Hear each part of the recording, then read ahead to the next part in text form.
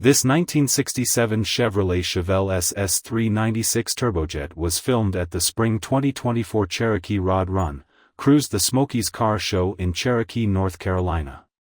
Let us know what you think about it in the comments.